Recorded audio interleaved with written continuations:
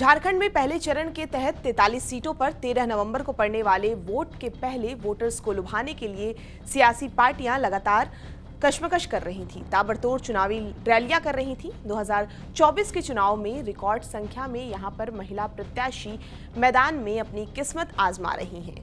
आदिवासी बहुल राज्य में कम से कम 5 सीट ऐसी है जहां पर सीधे तौर पर महिला प्रत्याशियों के बीच ही कड़ी टक्कर हो रही है। हालांकि राज्य की 81 सीटों वाले विधानसभा में करीब 23 सीट ऐसी हैं जहां पर एक भी महिला उम्मीदवार मैदान में नहीं उतरी है।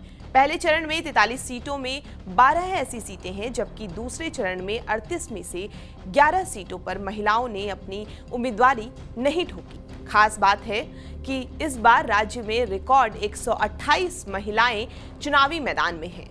2019 के चुनाव में 127 महिला प्रत्याशियों ने अपनी चुनौती पेश की थी, जबकि 2011 में ये संख्या 111 थी। झारखंड में पहले चरण में 9 सीटों पर एक महिला ही चुनाव लड़ रही है, जबकि दूसरे चरण की 12 सीटों पर एक महिला प्रत्याशी चुनाव में अपनी किस्मत आजमा रही है। राज्य की हाई प्रोफाइल सीट धनवार, जहां से पूर्व मुख्यमंत्री बाबूलाल मरांडी चुनावी मैदान में है, यहां पर सबसे ज्यादा 24 प्रत्याशियों के बीच मुकाबला है। हालांकि इनमें एक भी महिला प्रत्याशी शामिल नहीं है। कुल 21 सीटों पर एक महिला प्रत्याशियों के मैदान में उतरने के बावजूद यहां पर महिला प्रत्याशियों की स्थिति मजबूत मानी जाती है। कई सीटों पर महिला प्रत्याशी कड़ी चुनौती दे रही हैं। राज्य की 81 सीटों में से 5 सीटों पर तो आमने सामने की ही लड़ाई है। शुरुआत रामगढ़ जिले की रामगढ़ विधानसभा सीट से करते हैं। यहाँ पर 2 महिला प्रत्याशियों के बीच ही कड़ी टक्कर है। खास बात यह है कि इस हाई प्रोफाइल सीट पर पिछले 2 चुनाव में महिला प्रत्याशियों को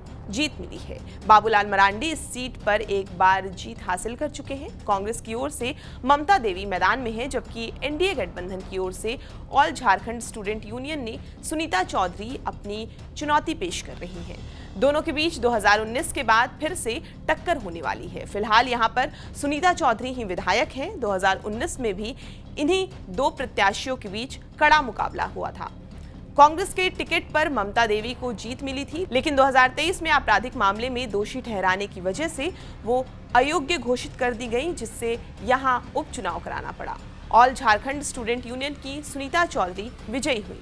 दूसरी है गिरिडीह जिले में पड़ने वाली गांडेय विधानसभा सीट। गांडेय भी हाई प्रोफाइल सीटों में से एक है। मुख्यमंत्री हेमंत सोरेन की पत्नी कल्पना मुर्मू सोरेन यहां से चुनाव लड़ रही हैं। झारखंड मुक्ति मोर्चा के गढ़ माने जाने वाली सीट पर पार्टी ने कल्पना को फिर से मौका दिया है। 2024 में हुए उपचुनाव में कल्पना को यहां से जीत मिली थी। राज्य में मुख्य रूप से एनडीए और इंडिया गठबंधन के बीच मुकाबला है। इंडिया गठबंधन की ओर से झारखंड मुक्ति मोर्चा ने कल्पना को उतारा है, तो एनडीए की ओर से भारतीय जनता पार्टी ने मुनिया देवी को खड़ा किया है। मुनिया स्थानीय स्तर पर लोगों के बीच अच्छी पकड़ रखती हैं। उनका नाता कुशवाहा समाज से है। वो अभी गिरिडीह की जिला परिषद अध्यक्ष है। 1 साल पहले ही मुनिया देवी बीजेपी में शामिल हुई थी।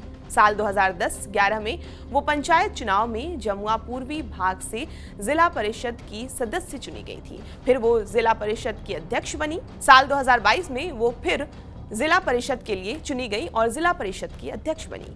गिरिडीह जिले में पड़ने वाली डुमरी विधानसभा सीट पर भी 2 महिला प्रत्याशियों के बीच कड़ी टक्कर मानी जा रही है। एनडीए की ओर से ऑल झारखंड स्टूडेंट यूनियन ने यशोदा देवी को उतारा है, तो इंडिया गठबंधन की ओर से झारखंड मुक्ति मोर्चा ने बेबी देवी को खड़ा किया है। पूर्व मंत्री बेबी देवी राज्य की कद्दावर नेताओं में से एक है। पिछले साल 2023 के उपचुनाव में भी दोनों के बीच टक्कर हुई थी। कद्दावर नेता और पूर्व मंत्री जगन्नाथ महतो के नाम से ये सीट पहचानी जाती है। 2023 में उनके निधन की वजह से डुमरी सीट खाली हो गई। उपचुनाव में जेएमएम ने जगन्नाथ की पत्नी बेबी देवी को उतारा। वो 17,000 से ज्यादा मतों के अंतर से विजयी हुई। ऑल झारखंड स्टूडेंट यूनियन की यशोदा देवी को दूसरे स्थान पर संतोष करना पड़ा। यशोदा 2019 में भी दूसरे स्थान पर थी। धनबाद जिले की झरिया सीट पर भी 2 महिलाएं आमने सामने हैं। इंडिया गठबंधन की तरफ से कांग्रेस ने पूर्णिमा नीरज सिंह को खड़ा किया, तो बीजेपी ने रागिनी सिंह को मैदान में उतारा है। 2000 से लेकर अब तक हुए 5 चुनाव में 3 बार महिला प्रत्याशियों को जीत मिली है। 2019 में कांग्रेस की पूर्णिमा नीरज सिंह को जीत मिली थी। पिछले चुनाव में भी इन्हीं दोनों प्रत्याशियों के बीच मुकाबला था। इससे पहले 2005 और 2009 के चुनाव में बीजेपी की कुंती सिंह विजयी रही थी। कोडरमा जिले की कोडरमा विधानसभा सीट राज्य की सियासत में इस मायने में बेहद खास है क्योंकि यहां पर 1998 से ही यानी पिछले 26 सालों से महिलाओं का दबदबा रहा है।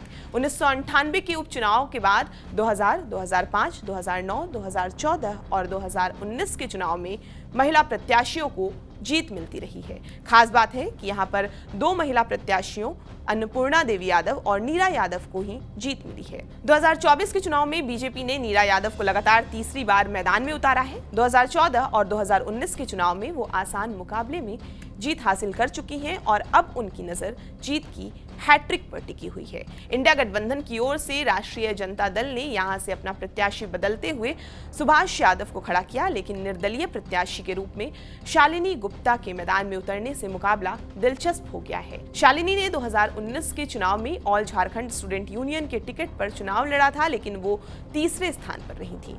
अब वो निर्दलीय ही मैदान में है, लेकिन स्थानीय स्तर पर वो मजबूत पकड़ रखती हैं। ऐसे में यहाँ पर भी कड़े मुकाबले होने के आसार हैं। खैर, अब इन सीटों पर जीत किसकी होती है ये तो 23 नवंबर के परिणाम से ही पता चलेगा।